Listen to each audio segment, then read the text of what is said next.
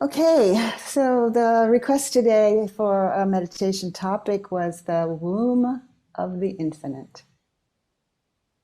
And so I just invite you to find a comfortable way to sit upright, not too rigid, feet on the floor. And as usual, just to start us off in the present moment, just focus a bit of attention to begin on the breath.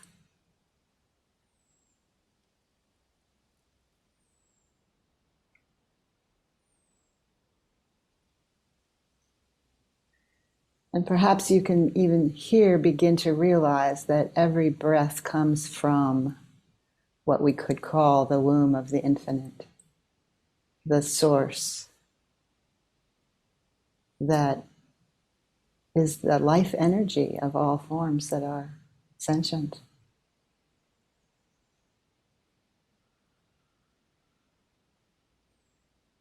And those that are not as well.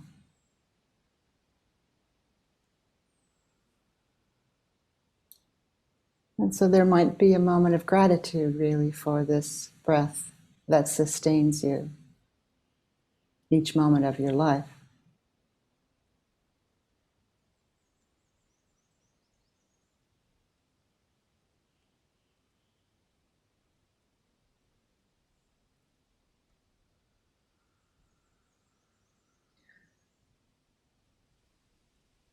So if we are moved to investigate what might be called the womb of the infinite, let's just begin by realizing that the womb is where all things meet, have their beginning, even in the world of duality. Sperm and egg meet in the womb, or a little further up if we want to be completely accurate. But life is tended to in the womb physically and also in our life in general.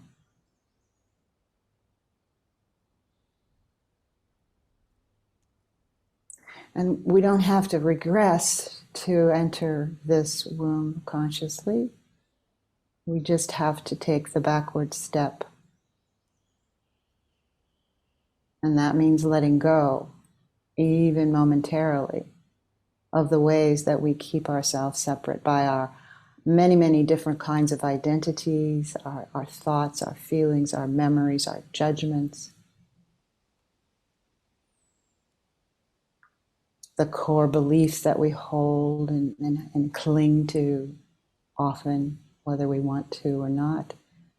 Those conditioned aspects of our mind, the nature of our particular mind.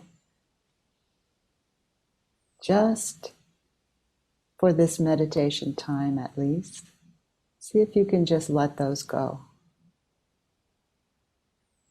So we're just unburdening ourselves of all the additions that we have been taught to make.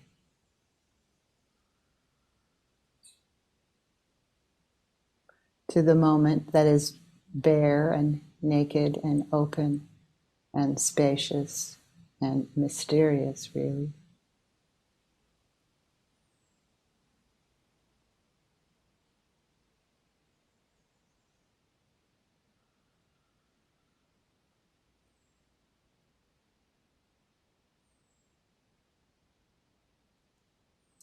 So any moment can be a portal, but there is no separate one to enter the womb of the infinite. We let go of the identification with being separate. And as I was just mentioning, that includes this host of memories and beliefs and judgments. They're here, you can take them back anytime. But here we're facing into an unknown, the infinite, the infinite, what could we say? What could we think that could describe this incredible mystery? And yet it reveals itself when we're very quiet, very still inside, open to not knowing what this is.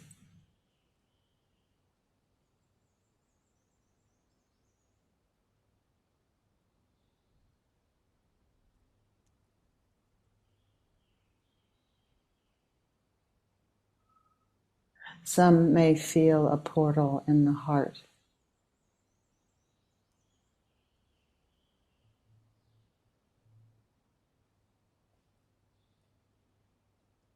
The heart that doesn't have a separate location, and yet there's a felt sense for many.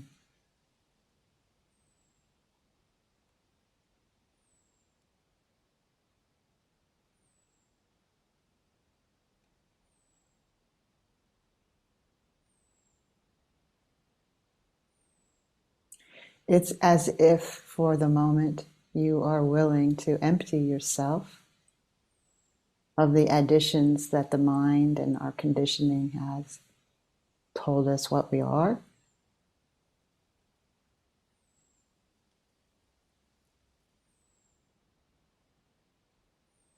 And that emptiness simply merges with the emptiness of the infinite.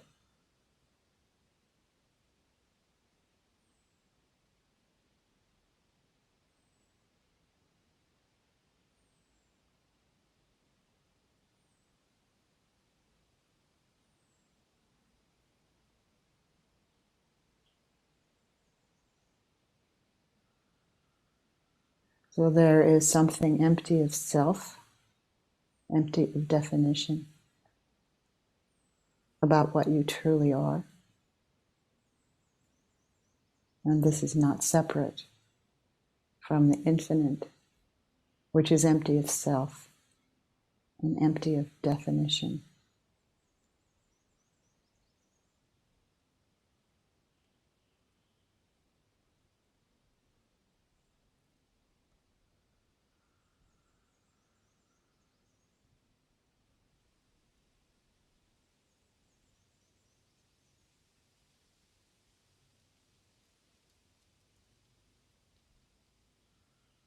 So as I mentioned earlier, in the Tibetan tradition, there is a saying that the cup that is our form, the cup that is the child luminosity, when it's empty, completely emptied, it shatters and simply rejoins what it's already and always been, the mother luminosity, as they call it. The child reunites with the mother, not in a physical sense, but in the realm of spirit, in the realm of mystery, in the realm of emptiness.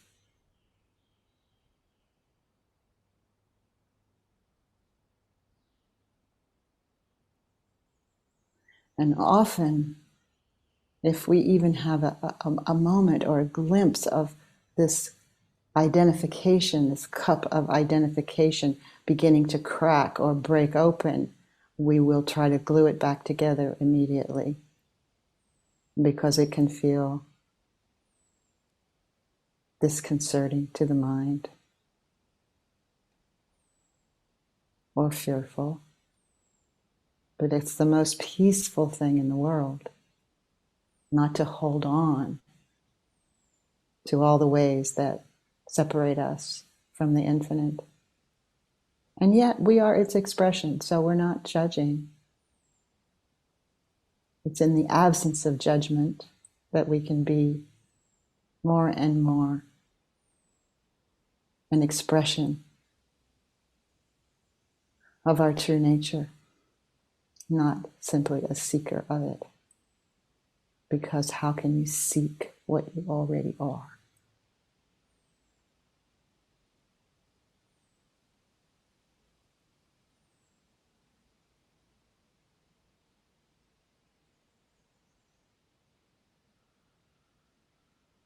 So we can't demand that the infinite reveal itself in any particular way. But we might begin to see and sense and feel that the infinite is always revealing itself, moment to moment to moment. Not someplace far away, not some goal to be had.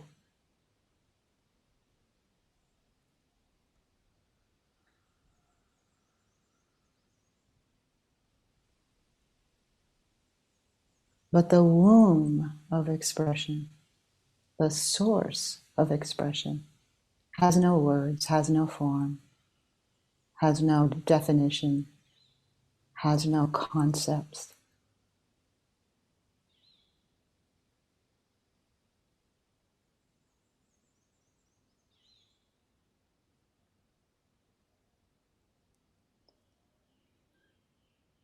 So as we just sit together in silence in the coming moments,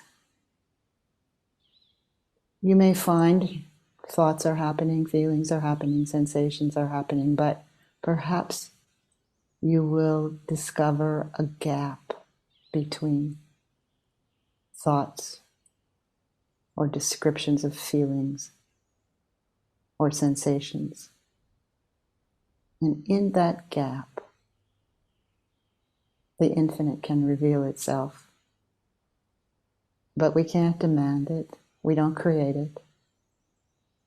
We don't control when we have these experiences. And we could almost say that the direct encounter is a non-experience because there's no one there to tell us.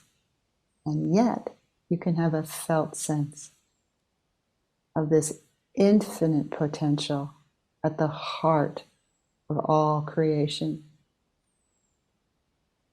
including everything you create with your mind, your body, your movements.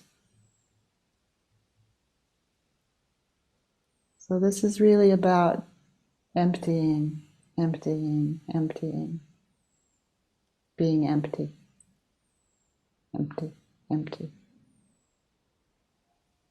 open, open, open.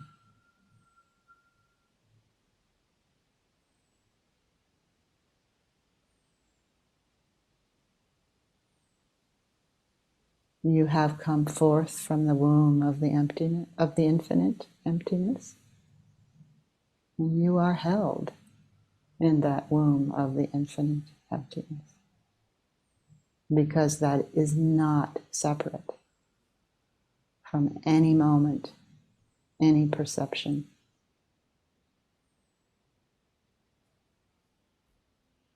So we'll just sit together in silence for the next 15 minutes and just see what wants to reveal itself in your own experience.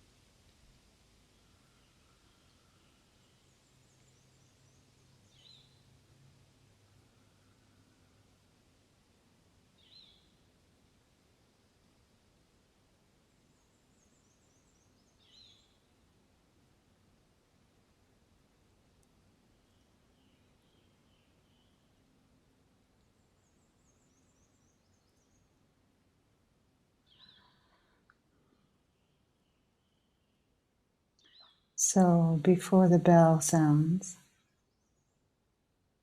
I just wanted to add that another way that some describe this moment of consciously knowing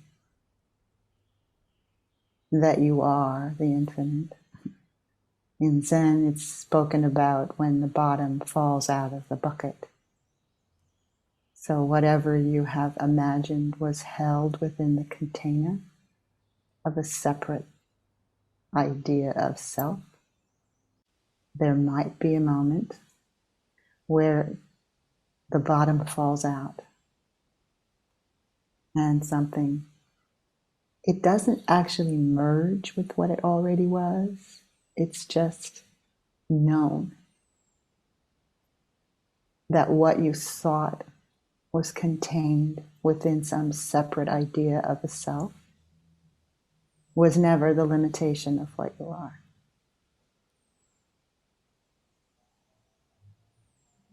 So there are these images of cups shattering or the bottom falling out of the bucket, and I'm sure there are others as well.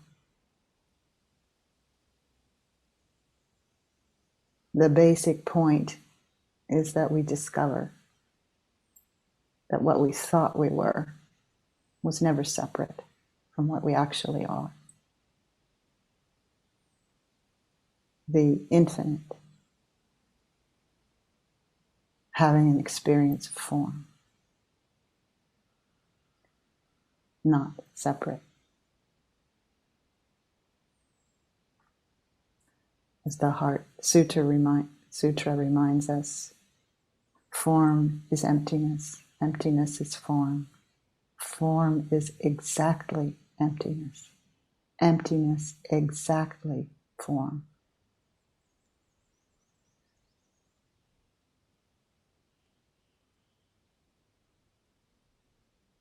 So that understanding is what we're pointing to. And it's not an intellectual understanding in the least.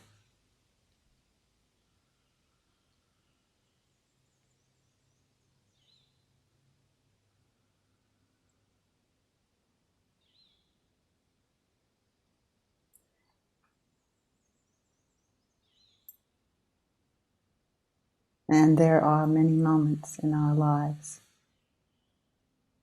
that are non-conceptual. We may not remember them as such, but in those moments, we have a direct experience.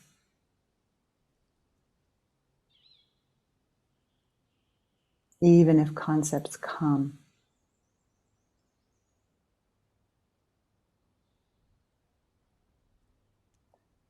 the direct experience of anything is not conceptual.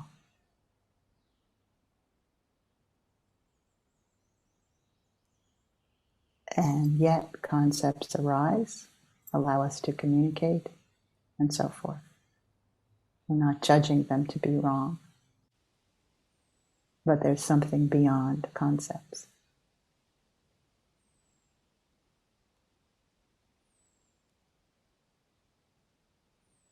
And whatever is actually hearing or listening to these words is beyond the concepts they're pointing to.